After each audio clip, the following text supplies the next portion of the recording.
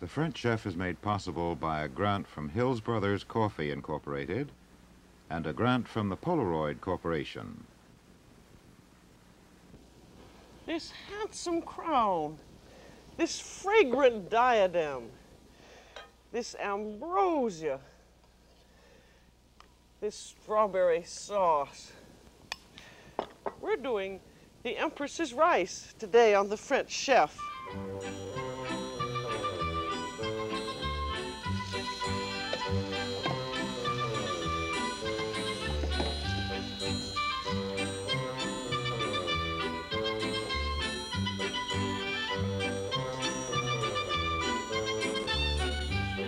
Welcome to the French Chef.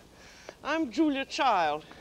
You know, one of the desserts I think I hated the most when I was a child was rice pudding. It was nasty, sticky stuff with things that looked like black flies floating around in it. And it wasn't until I went over to Paris and we had dinner with some friends in their house, and the hostess brought around this beautiful dessert, and she said, "This is riz à l'impératrice." You call it, you Americans, you call it rice pudding. Well, I just couldn't believe my eyes when I saw this perfectly beautiful thing, and to taste it, it was just like velvet. And so I've sworn, after having sworn that I'd never have rice pudding in my house, this was so good, this Empress's Rice, that I thought you'd like to have it today. And all it is, actually, though it looks very fancy, it's just a Bavarian cream which is laced with very tender grains of rice which have been simmered in milk, sugar, and vanilla. And then you don't have to mold it the way that one was, but it's much prettier if you do. And it also has flavoring in it. It has glacéd fruits. And nowadays you can buy these in your supermarket. They're all cut up and they're green, yellow, white, and they're very pretty for all kinds of fruit cakes and particularly desserts like this. And for this we're going to use a 6-cup mixture of this Empress's Rice, and we want about 3/4 of a cup of mixed diced glacéd fruits. And these are going to be given an even better flavor by having a little bit of kirsch in them. This should have about 1/4 of a cup of kirsch. And these should macerate, that means just sit in the kirsch for, 20 minutes or so to pick up the nice flavor they should have. And also, because this is a Bavarian cream and you're going to mold it, you want some gelatin in. So take 2 envelopes of plain unflavored gelatin and sprinkle that right into sprinkle 1 into the fruit, and then you want another 1/2 envelope. And 1 envelope is a tablespoon, and 1/2 tablespoon is 1.5 teaspoons. So measure in 1.5 teaspoons of gelatin. You always want to be sure that you don't over gelatinize things, because then it becomes too stiff. You want just enough gelatin to hold the mixture together. And then that should be stirred up, and then, as always, when you're using gelatin, you want it first to soften, and then you melt it completely. And so that's your first step, and just set that aside. And your second step is preparing the rice. And the rice has what is known as a preliminary blanching, because it's going to cook in milk and you want it to be very, very soft. So have about 4 quarts of rapidly boiling water and take 1/2 cup of plain, ordinary, raw rice and sprinkle it into the rapidly boiling water, and then stir it up, and then you want to boil it for exactly 5 minutes. So take your timer and set it for 5 minutes, and then let it boil rapidly uncovered, and I'm going to say 5 minutes are done. Boing. Then take it off and drain it. And just drain it right through a sieve into the sink. Then there's always some rice that sticks to the bottom of the pan, so empty that out. And then I have here some rice that already has been blanched for 5 minutes, and it's just barely softened, but this starts the cooking, which is going to be in milk and butter and sugar and vanilla. And with this we want 1 2/3 cups of milk, and I have a fireproof casserole here, and we want 1/3 cup of sugar and 2 tablespoons of butter,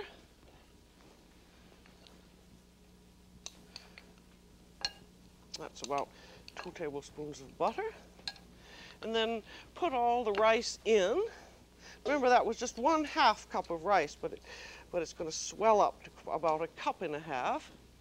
And then you want to have your vanilla flavoring, and you can either use vanilla extract, and if you're going to use vanilla extract, be sure that it's extract and not imitation vanilla flavor, because you want to use absolutely the best in this dessert because it's a very delicate one. And then the nicest thing to use is the vanilla bean, and that comes in a little tube, and it's just a big black flat bean. And if you take it up and smell it, it has just the most lovely smell of vanilla. And the bean you can use over and over again 5 or 6 times, and it always gives out its flavor if you just lay it in any kind of milk that you're heating and let it heat up or steep for 20 minutes. In this case, the rice is now going to cook in the oven, and it's going to cook covered.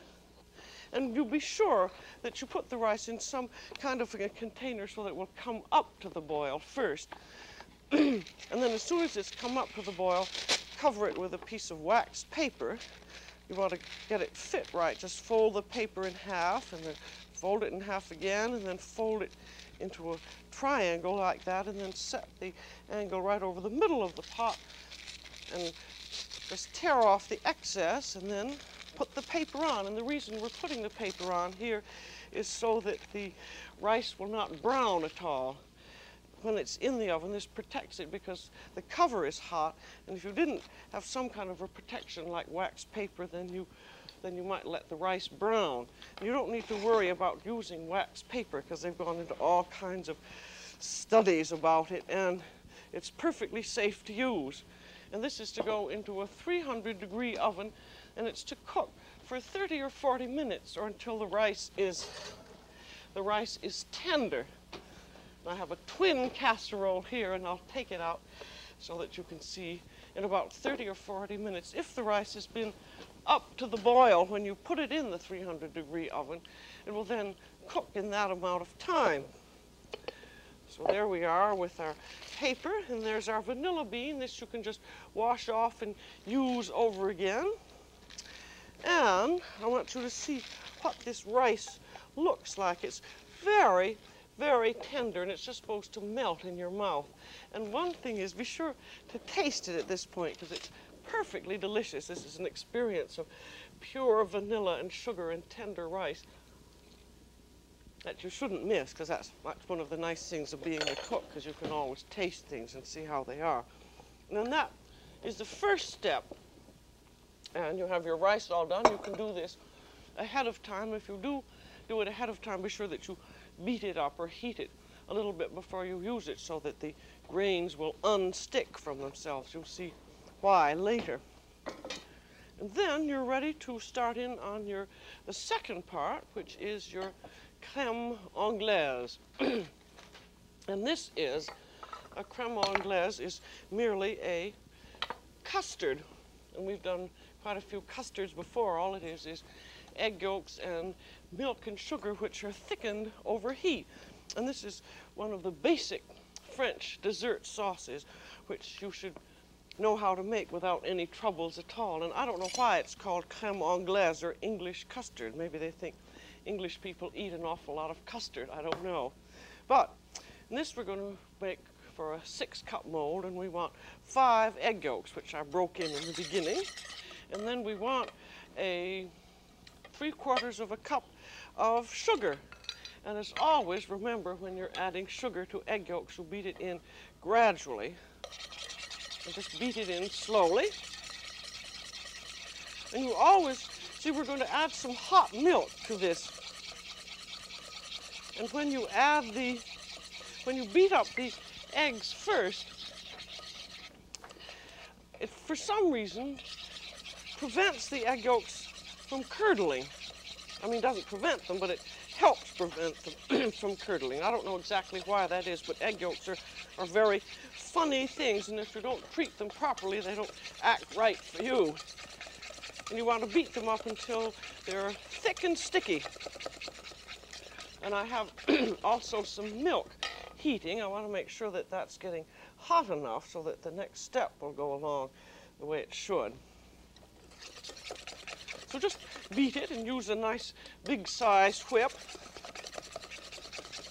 And as soon as it's thick and yellow and lemon colored, you're ready to add the milk. And the milk is hot. And we want 1.5 cups of milk. So I've got hot milk here, and I'm just going to measure it out. It's dripping a little bit on the oven. Then that seems to happen.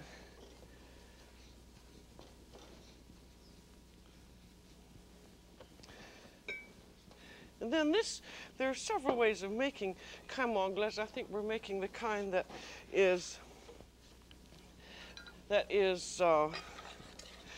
made in the quickest way, which is on the direct fire.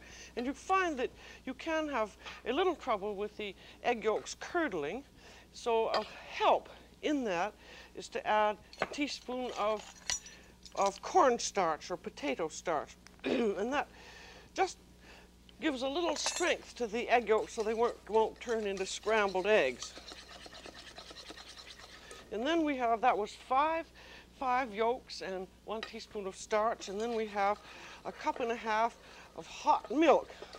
And that again gets very slowly dribbled in. And the object of beating it in slowly is so that you don't shock your tender egg yolks and make them curdle.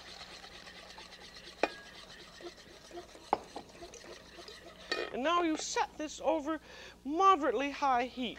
And be sure that when you're doing anything with egg yolks, you use a non-staining pan. This one has a stainless steel interior, or you could use fireproof glass or enamel iron. But if you use absolutely plain aluminum, you may find that your egg yolks are turning sort of greenish, and you want them to stay nice and yellow. And then over moderate heat, begin stirring it with a wooden spoon. We had, in case you didn't get that written down, I will say it again, that was 5 yolks, 3/4 of a cup of sugar, and 1 teaspoon of starch, and 1.5 cups of milk. I think the last time I gave it to you, I forgot the sugar. Now, this is the part where some people cook it over simmering water, and it just takes hours to do. But if you cook it over moderate heat, moderately high heat, and you stir it all the time. I've got just a stirrer that came with one of those no-stick pans with a flat edge. And be sure when you stir that you reach all over the bottom of and the sides of the pan, and you don't stir quickly, you just stir thoroughly and continually. And you will notice as it's heating up, there's a little bit of steam coming out. You can probably see that now. And that means this is getting hot. And also, if you look down in the bubbles, on the foam on the top, as it nears the point where it's going to be thickened and right, the bubbles begin to subside. And also use your faithful finger to stick your finger right in. That's pretty hot. But when it's really so hot you can't stick your finger in, your cream is done. And you have to have the courage to cook it as long as it should be cooked. And as soon as it starts to thicken, watch when you see that steam and the bubbles begin to subside, it's just about ready. And then be very careful and watch what you're doing. You see now, this is thickened. When it says thickened enough to coat a spoon, this is what it means. You see the custard is just sitting on that spoon, and that's just right now.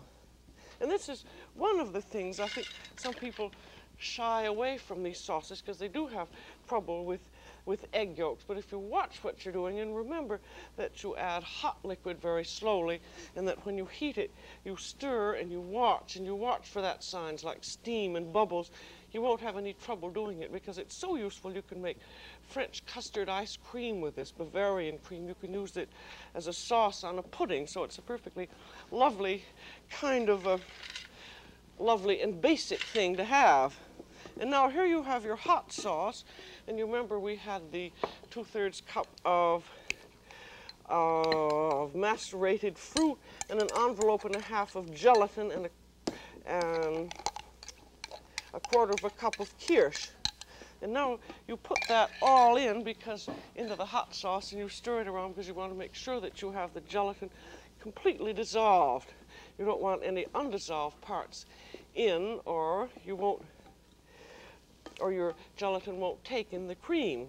Now this is practically a Bavarian cream now. All that it needs is whipped cream added to it.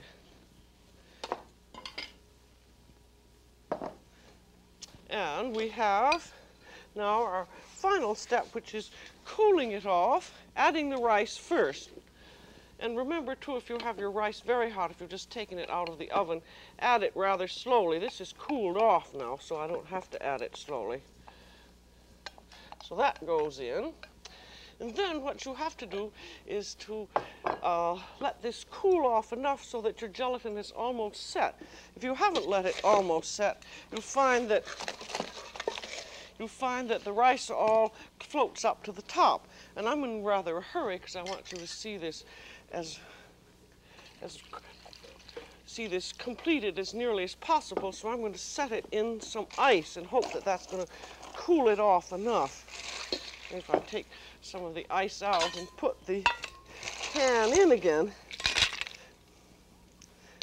I know that there is a certain type of gelatin that you can use if you're going to just do photographing that sets in a minute, but I don't think it would taste very good. Then another thing that we need in here, which gives added flavor, and this is another one of those French touches, are 3 tablespoons of apricot flavoring. So take some regular apricot jam, and you have to put it through a sieve so that you sieve out the little pieces of peel, and then just push it with a sieve, because you don't want those pieces of peel in there. They give a lot of flavor to the jam, but they wouldn't give the right kind of a texture to this lovely riz à l'impératrice. That's just about 3 tablespoons of apricot jam. Then stir it up, and if you were doing this not on ice, you could just put it in the refrigerator and wait until it's almost set, so that it's not quite set, but so that the rice will stay where it's supposed to. And if you had a vanilla bean heating in your milk, then you wouldn't need to add any more vanilla, but you might very much want a little more vanilla in it. So at this point, again, taste it. That's the nice thing about this dessert. You have to keep tasting all the time. I don't think that needs any vanilla, but if you think it does, put some in at this point. And you can use vanilla extract. And then let this, if you're doing it over ice, be sure that you keep your eye on it. So that, because once it starts setting, it just sets like a flash, and you've had it practically. And now while this is cooling off, you can then make the whipped cream that also goes into any good Bavarian cream. This would be perfectly nice just the way it was, but the whipped cream gives it that just certain lovely velvety quality. And that, you have to be sure that you always have your cream on ice. Because if you don't have your cream cold and you don't have your bowl cold, you'll find that the cream won't mount. And this is heavy cream, and I'm using 1/2 pint, that's 1 cup of it, and my bowl is cold and my whip is cold, and then just start whipping it. And you will find that you're going to get much better results whipping it by hand, and it doesn't take any time at all.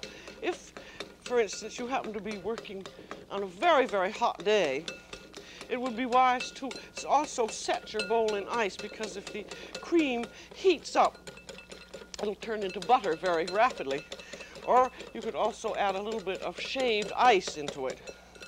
But this beats up very quickly just by hand. Don't ever try beating it in an electric blender. Because what you want is the French type of whipped cream, which is called crème chantilly, and it's a very light cream. See, that's just gradually coming along.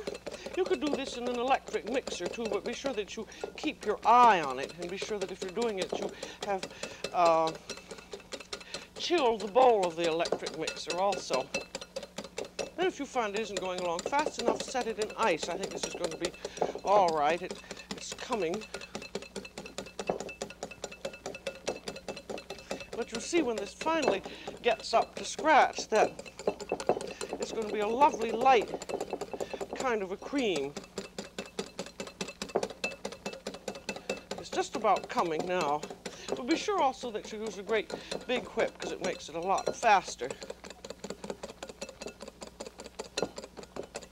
That isn't quite it yet. It has to make sort of small plops on the surface. Practically it. You see, it doesn't quite leave light traces on the surface of the cream. If you get one of those very thick creams, you'll find that it doesn't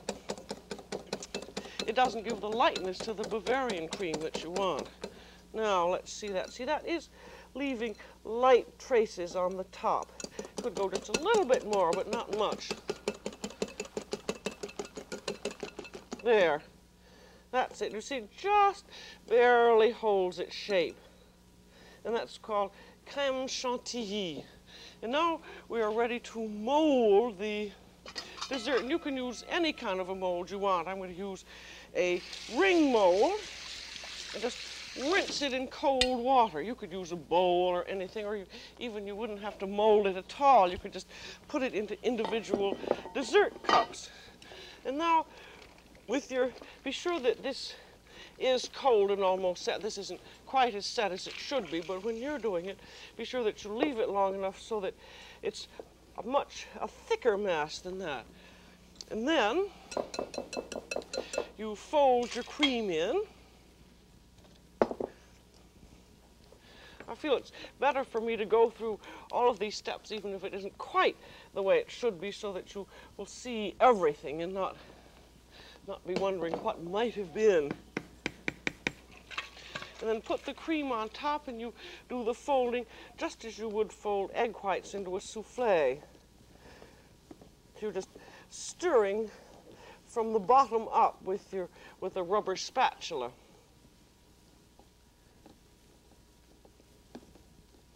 And another reason that you want to be sure that your custard mixture is cold is that if you fold whipped cream into a hot mixture, the cream just immediately thins out again. There. Now, when that is all nicely folded in, you just pour this into the mold. And some people use a mold that has been lightly oiled. I've tried that once or twice, but I don't like it because I don't think you really can get a tasteless oil. So just rinse it in cold water and then pour. You see, this would be colder. Had I used, say, that TV gelatin, it would have set immediately. But I want people to be able to eat this. So it wouldn't go in as softly as that. And this is only a 4-cup mold. And so you could use, say, just a plain bowl like that to put the rest in. Then put some plastic wrap or wax paper over the top of the mold and then refrigerate. And this you will have to refrigerate for at least 4 hours. I think 6 hours is better. But the nice thing about this dessert is that you can do this, say, 2 days ahead of time and just let it sit in the refrigerator until you're ready to serve it. So I'm going to put this in the refrigerator and get my ready one.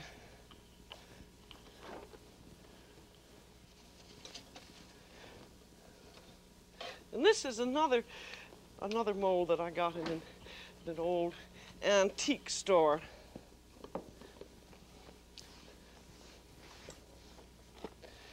Now this one, if you're looking around, you can't, I think there are some model mold, but this one is like this. And I've got a chilled platter here, and then you have to get some very hot water. It seems to me we're always unmolding things in this show, but that's very French. Now take a little knife and go all the way around the top of your dessert, and then you'll find that it's much easier to unmold if you have a metal mold because it heats up much more quickly. And this is quite hot water, and I'm going to dip it in for 5 seconds. That's 1, 2, 3, 4, 5. I can always dip it in again if it doesn't unmold. And then reverse. See if I hear a little noise. Nope. Put it back in again.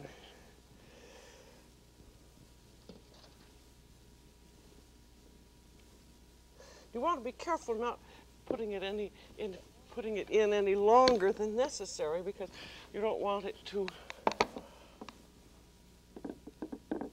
No, I'll have to do that again. But this, I think, happens several times because you don't want any more dribbles than you can help.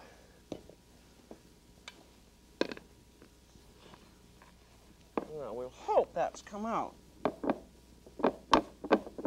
Nope. Well, I'll put the knife in again.